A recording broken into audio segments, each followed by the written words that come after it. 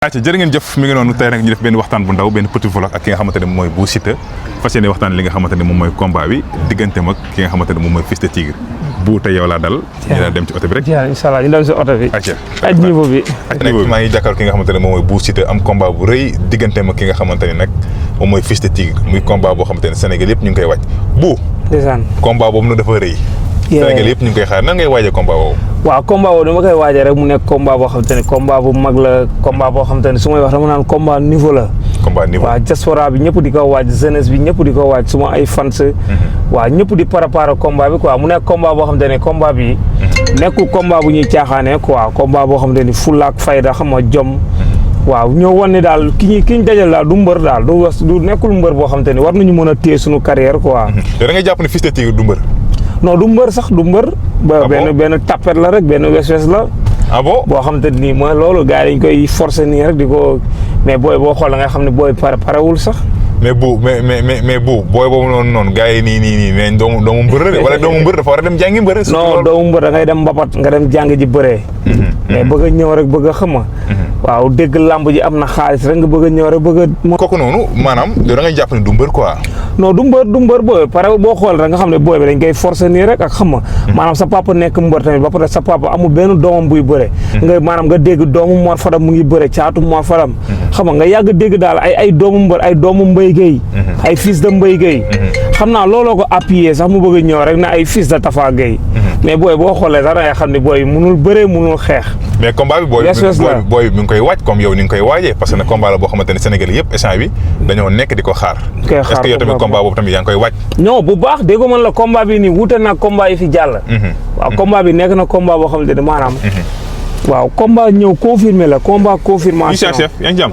am la ani sorte bi ani ah jaajëf Faye waaw combat bi nekk na combat confirmation la combat confirmation waaw ko ñëw war a confirmer ni war a confirmer boog si sama yoon yee parce que combat la boo xamante ne Sénégalais yëpp dañu nekk di xaar ki nga xamante ne moom mooy Bou Siteu mais Bou Siteu est-ce que mi ngi entraîné parce que temps yi ñu ngi dégg ñu naan di ñu nomaraay yaa ngi wàcc di suul tànk yi xam nga loolu dem na ba benn slogan boo xamante ne Sénégalais yëpp ñu ngi koy xaar est-ce que Bou tamit mi ngi entraîné bu baax waaw ñu ngi si bu fi ñu jëm nii rek moo jógee fii nii rek après 5h30 maa ngi din ya waaw combat bi daal maa ngi siy liggéey chaque jour daal naa si liggéey 3 séances waaw suba gi dinaa xëy dem salle rey sam bopp ba salle xam nga récupérer ngoon gi ma dem dîner noonu laa ko jàppooyee quoi bu combat bi desee 1 mois ma commencé xam nga dem école ba contact école ba contact quoi mais coffre laay liggéey ni ak doole ak visagité ok mais tey jii nii booy yow jàpp nga ni kooku boo nee runkum daje jàpp nga ni kooku yaa ko ëpp doole ci la bokkuñu sax si dara maanaam nit ñi dañuy xaw a kii sax ne booy Bou Siteu booy moo la ëpp masse mais Fils de Tigre maasam boobu nekkul masse boo xam te ni booy bi maanaam amul ndoxtu bëre amul ndoxtu bëre te man dama am ndoxtu bëre man damay bëre damay xeex waaw te combat bi sax soxloo ma si bëre combat bi xeex samp jaagalaa si gën a soxla quoi xeex taxaw dóorante ku nekk am joxal joo booy wes la booy bëggul kanam gi fenn naaj mais si jàpp ne loolu tamit mi ngi ciy liggéey moo xam ne comme ku wes la bii mooy deuxième combat am yaa ngi comprendre yow nga doon koo xamante ne exemple tey jii nii yàgg nga si combat yi mën nga bëree mën nga xeex masha Allah Bou Siteu mu ñu xamoon bu njëkk ba ku ko xamoon xam ne mbër la boo xamante ni suñu borom dafa def ci moom kattan ba pare mën a bëri mais est-ce que tey jii nii loolu fas yéene nga ko indiwaat si diggante ki nga xamante ne moom mooy Fils de Tigre non booy moom maanaam du ma la nëbb booy bi dinaa ko jox deuxième défaite am keroog bu ñëwee arène nationale waaw le 15 février man maay ki koy jox deuxième défaite am yaa ki koy jox deuxième défaite am incha allah moom Fils de Tigre dinaa ko toogloo far fos dinaa ko dëj ci stade dina toog de mais ñu bëri jàpp ni combat bi yow wax rek nga ci moomee maanaam nañ no Bou Siteu moom day wax rek loolu ñu doon di wax maanaam dama doon wax rek boobu combat bi taxawagul mais wax naa ba combat bi taxaw léegi li des muy confirmer ak jëf ak wan sénégalais yi li ma mën wan jeunesse bi ne xam nga waaw man ay doomu Tafa Gueye doomu mbër yoo xam te nii ñooñu taxuñu maa jug daal man sama yoon dama am sama yoon de maanaam kii dafa bokk si lim bi rek waaw mais Fils de Tigre nekkul koo xamante nii ku may guddeel la si làmb jàppoon yow war na la mën a guddeel non du ma guddeel sax munu ko moom Fils de Tigre non munu ko sax mais instant bi nii la lu ne ba pare nekk ci boppam de waaw na nekk si boppam rek na préparé rek xam ni combat bi dina xeex dina bëre xeex bi moom force la yow jàpp nga ni xeex dafa war a am ci combat bi dafay am force yow est-ce que xeex bi arrangé na la non man xeex laa gën a bëgg si combat bi xeex bi nga gën a bëgg xeex bu tar laa gën a soxla si combat bi xeex ngeen roofante. ñu bëre xeex mu métti avant ñuy jàppante maam. mais est-ce que loolu yaa ngi koy liggéey yaa ngi liggéey box. non yaa ngi defal li nga xamante ne mais Bou Siteu ñëpp xam nañ ni ku def king boxing ku mënul xeex du fa dugg. dëgg la. king boxing ku mënul xeex doo fa dugg. waaw tam dama def king boxing. dem Abidjan jàngi fa xeex dem jàngi fa pratiquer fa xeex ñu jàngal ma xeex. jàngal ma nu ñuy kaawtee nit. jàngal ma fa xolo boo bëggee dugg ci garde nit ñi ngay duggee ci gardam loolu yëpp dama ko jàng. te si combat bii nii laa koy war a ñëw confirmer wan Sénégalais li ma jàng ci xeex. est-ce que xam nga ni combat bi bokk na si combat bi nga xamante ni yow sa combat la boo xamante ni Sénégalais yu bari ñu ngi koy xaar. parce que nee nañ combat bi bu da nga wax ba combat bi taxaw léegi nag combat bi taxaw na sa confirmation la ñuy daal di xaar. non confirmation bi moom la 15 la le 15 février moom Bou Siteu day ñëw rek confirmer. day ñëw rek confirmer waaw ñu ngi waaj li ñu war a waaj ak lépp pare nañ sax su may wax combat bu doon suba la sax. pare naa quoi. pare nga. waaw mais moom combat dégg naa ba mu taxee ba léegi mu ngi France nanguwul ñëw xam nga. waaw te Bou Siteu kuy bëre ak moom xam nga. waaw mooy loolu daal mais est-ce que jàppoo ne France noonu mu nekkee France noonu jàppoo ne mi ngi dugg ci saal yi baax yi. non maa ngi koy gis sax mu ngi dugg ci salle di entraîner mais dama la xamal ni la gis nga lamb du ay salle de musculation du ay affaire yi bëre la. affaire yi da ngay mbapat jàng bëre nekk sa bopp. man dama yàgg ci lamb jàng bëre ay ati at. waaw kon du ma ñëw nag benn booy boo xamante ni xam nga benn wes koo xamante ni tapetub lamb la. tapetub lamb du ma ñëw mu may guddal ci lamb ji ko tapetub lamb bu yaa ngi naan tapetub lamb rek. tapet la mënul xeex. te ki ko daan. ñëpp gis nañ Boy Ka moo ko daan te Boy Ka man kenn du tëkkale Boy Ka ak Bou Siteu si géew. te yow ki ko daan maanaam ça veut dire que yow da nga bëgg wax ne mën nga ko 1000 fois. non waaye bokkuñu sax keroog rek ñoo bokkoon plateau Alburax ki ko daan dama ko téefoo di ko foowee di ko maanaam damay toog xalaat ne non Fils de Tigre vrai yambar la yambar dëgg moo ko daan. yow da nga jàpp ne moom vrai da nga jàpp ne vrai yambar la quoi. yambar la yambar bu mag la. amul bëre.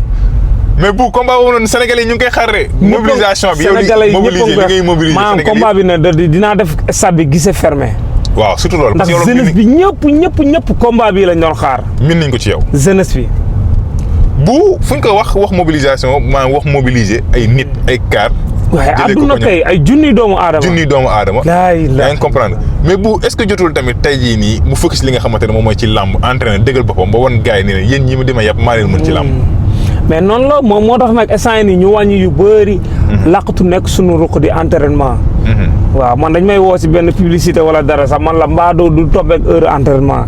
waaw parce que gis naa respecté nga entraînement dama ko respecté. waaw gis naa maanaam du ma am absent dafa am ñu may àndal entraînement. te ñooñu rus naa sax ñoom ñu dem entraînement bu ñu gisuñu fa Bou Siteu.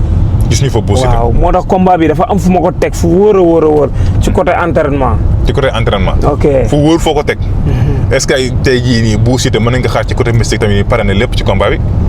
waaw ci côté mystique moom amaana sama boy yi yor sama jëmmukaay sax ñoom ñoo soxla combat bi côté mystique ak yooyu mais man dama leen a combat bi mooy fekkee côté mystique yéen a moom loolu def leen lu leen neex. mais yow bàyyi leen mais ci côté entraînement bëre. naa la xamal leen ne gis nga affaire yi amal mystique mais boo amul kattan.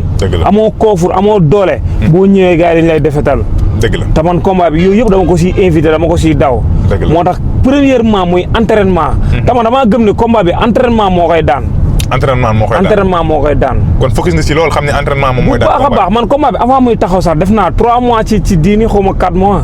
waaw parce que avant combat bi ñu ngi gis nga focus nekk ci entraînement yi. ginnaaw nag ñu jógee ci li nga xamante ne moom mooy combat bi ñëw nag ci jeunesse bi bu jeunesse bi dañ la jox bopp. ba tax na macha allah loo wax ñu daal koy challenge. loo wax Sénégal yi daal koy bëgg sa diggante ak jeunesse bi lan la. waaw sama diggante ak jeunesse bi nag lenn la muy Bou Siteu nekk koo xam te ne xam nga. waaw maanaam su ma doon wax lamb maanaam ba may ñëw ci lamb su may wax dama fekk lamb 1. tey ma yóbbu ko 90. dëgg la waaw ndax Bou Siteu tey tax na jeunesse bi ñu bëri gën a bëggaat lamb. dëgg la amateurs yi ñëpp gën a bëggaat lamb ndax Bou Siteu. maanaam nu muy neexalee lamb ba pare day jaay combat. dëgg la waaw day jaay bis loolu nekk loo xam te ni xam nga. moo nekk ci ñun ba pare lu ñu wax jeunesse bi daw challenge ko. waaw ñëpp gis Bou Siteu maanaam fair play si biir lamb. Bou Siteu kenn musu ko convaincre si lamb. waaw dëgg la. musul def loo xam te ni ñu koy coow naan buude moo def lii lu ñaaw non. dëgg la maanaam nit ñi nuñ gisee Bou Siteu geste bu nice. bu mu ñëw indi ci la ba pare di neexal lamb. dëgg la waaw looloo tax ndeysaan jeunesse bi tey jii lépp lu ma xewle ñu dugg ñu kii si. ba pare ma teg si tamit am ay partenaires. am ay partenaires yoo xam te ne tey jii nii lépp lu ma nekk dañ ciy pare pour dugal ci seen loxo. dëgg la waaw am ay partenaires yoo xam ne ñu ngi waaj bis bi bu baax a baax a baax a baax. ñu ngi waaj bis bu baax ci moyen ci mobilisation. xam nga ci maanaam ci jàppale ma ci ay bologu ticket. waaw ndax xam nañu Bou Siteu li koy topp ci mbooloo. kenn mënu koo gis. dëgg la waaw lu ci mel ne waa CAC ñu ngi waaj combat bi ñoom suma ay partenaires lañ. ak lu ci mel ni seen asso man maa nekk seen ambassadeur benn association boo xam te ne ñu ngi Europe. France ñooñu. tey man maa nekk ambassadeur bi ñoom ñëpp tam ñu ngi waaj combat bi pare nañ pour jëndal ma ay bologu bee. macha allah xam nga ak sama yeneen partenaires yu bëree. macha allah. ayca mi ngi noonu Bou Siteu doon mbëru li nga xamante ni moom mooy mbëru askan wi. ba pare Bou Siteu doon li nga xamante ne moom mooy mbëru jeunesse bi. tey nga xafe ba indi loolu ba pare nga am benn bon exemple boo wane ci làmb mooy yow doo def lu violent. duñ la fekk ngay xuloo duñ la fekk ngay xeex. tey esprit boobu noonu lan kan moo nekk sa ginnaaw ba tax nga am esprit boobu mindset boobu noonu. waaw esprit boobu nag mu nekk koo xam te ni xam nga ñu koy wax Mamad business attitude. Mamad business waaw ndax ñëpp xam ne ni Bou Siteu ci côté làmb am naa ménagère ci làmb. am naa ménagère tamit ci côté showbiz ci côté showbiz ci côté publicité. ñëpp xam ne Mamad business attitude moom moo nekk suma ménagère xam nga. nekk koo xam te ni daf may conseil. waaw te parce que nee na ma yow nekk nga benn marque boo xam te ni tey jii ñi la soxla. tey waroo def lii waruñu la dégg ci lii ak lii. moo tax yooyu noonu yëpp dama koy invité. waaw yenn saa sax damay bëgg a def benn affaire nii sax mais su ma xalaatee ni man. dafa am ay partenaires yoo xam te nii dama corroboré ak ñoom.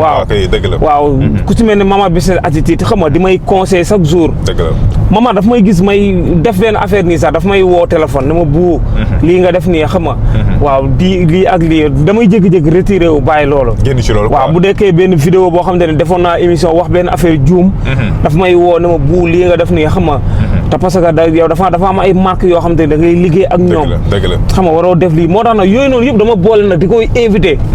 moo tax nag Bou Siteu ndeysaan kenn du ko dégg ci lu ñàkk fayda wala ñu koy dégg ci loo xam te ne nii. dëgg la mooy loolu nag bu amee nag yàlla ak Mamad business attitude la quoi. macha allah di ko déggee bu baax seen influenceur tey Bou Siteu ëpp fi kenn victoire dàq fi bëri kenn am na ay mbër yu mag yu fi nekk yoo xamante ne suñu borom li mu la jagleelu leen ko muy que tey communauté bi nga xamante ne suñu borom jox na la ko ba pare mooy publicité yi nga xamante ne masha Allah gars yi ñi ngi ñëw ñuy ñaan yàlla mu gën a yokku tey am na ñoo xamante ne ay mbër yu mag lañu te amuñu publicité yooyu noonu tey loolu li ko wane mooy comportement bi nga xamante ne peut-être yaa ngi koy dégager duñ la gis nga violent duñ la gis nga xeex duñ la gis nga wax saaga bu la neexoo indi jikko yu mbir xam nga xataraayu xam nga waaw waaw te yow nekkoo ci loolu dafa am benn mindset boo xamante ne mooy lii sport la dama ci war a tekki comme samay morom xam nga ñu ñaan yàlla affaire yi gën a ñëw tey jii nag ñu nekk ci benn réew boo xamante ne ñu bari ñu ngi naan non réew mi daa métti ak nangam ak nangam tey ku la gis xam ni waa Pastef nag yow seen biir nga bokk looy wax ci loolu waaw lu may wax ci loolu rek muy maanaam gis nga ñoom waa Pastef dañoo ñëw maanaam boo déggee ñu ne la Pastef bu ñu nee Pastef la Pastef maanaam nit sax da nga war a am Pastef dëgg la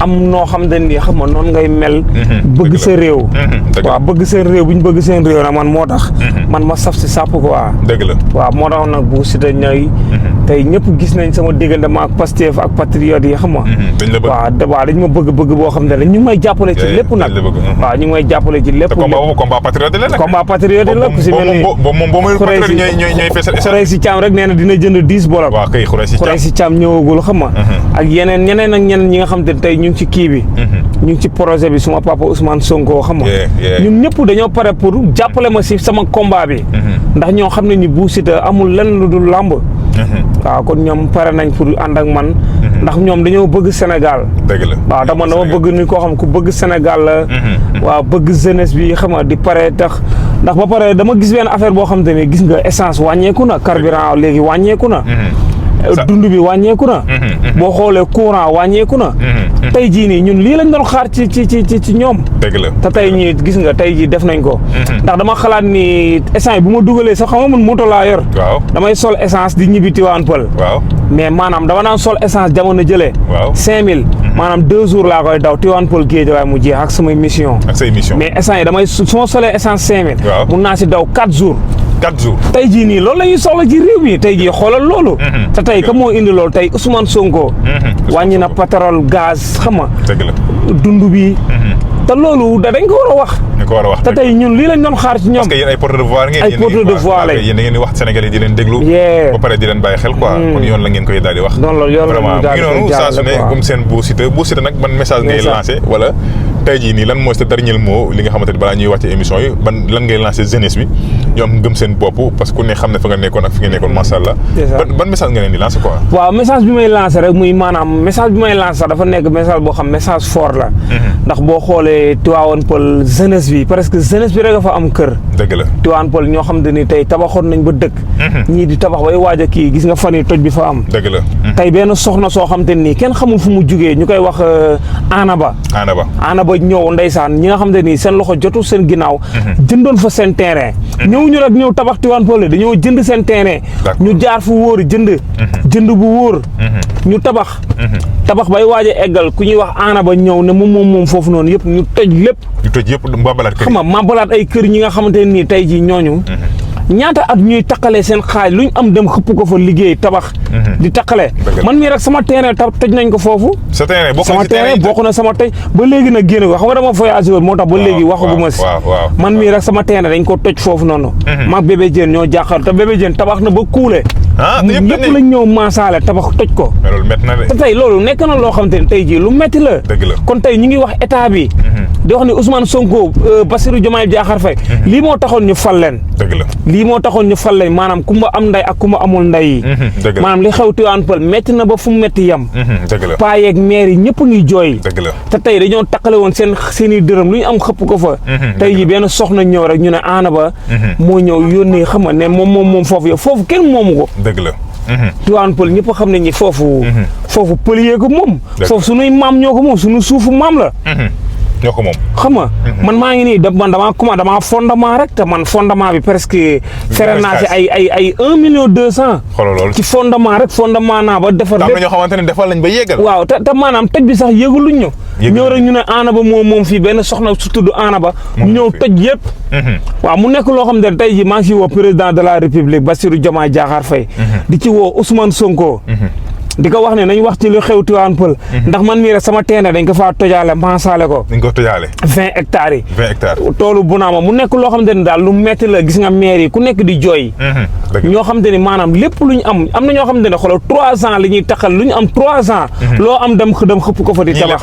ñii leb ay banque gis nañ si image sax ay maire di jooy.